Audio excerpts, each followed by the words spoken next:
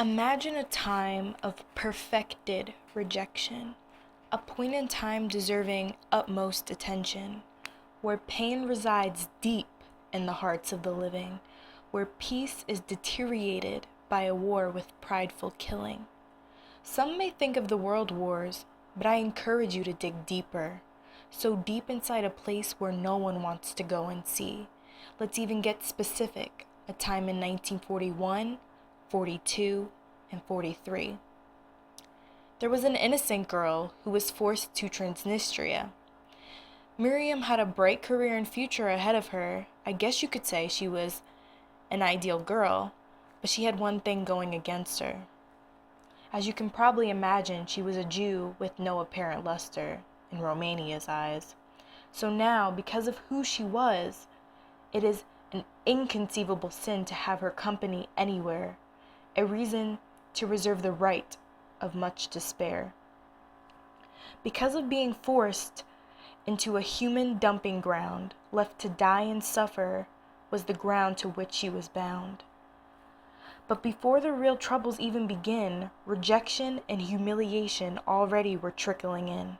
1941 actually specialized in this time.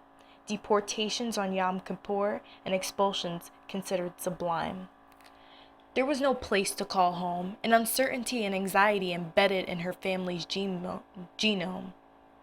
So once she was in Transnistria, a once-thought poetry album turned into a diary of pain, perspective, death, and life, but a constant hope of counterlight. They first started their hell walk as a trip, but that would surely change, because what they were going through, they would not be equipped. Misery was revealed to Miriam with faceless human beings, frozen body parts, and mothers holding their dead children, atrocities that are so unheard of but happen by a million. But unfortunately, although profound to say, seeing the dead started to leave no impression on her each day. Day and nights were all the same. Fear and anxiety had its insatiable reign. But let me not fail to recognize Miriam's great social intelligence, which is characterized by her impenetrable perspective and perseverance. Despite any circumstance, she knew the way things were, because she had a family, and some had less and were even envious of her.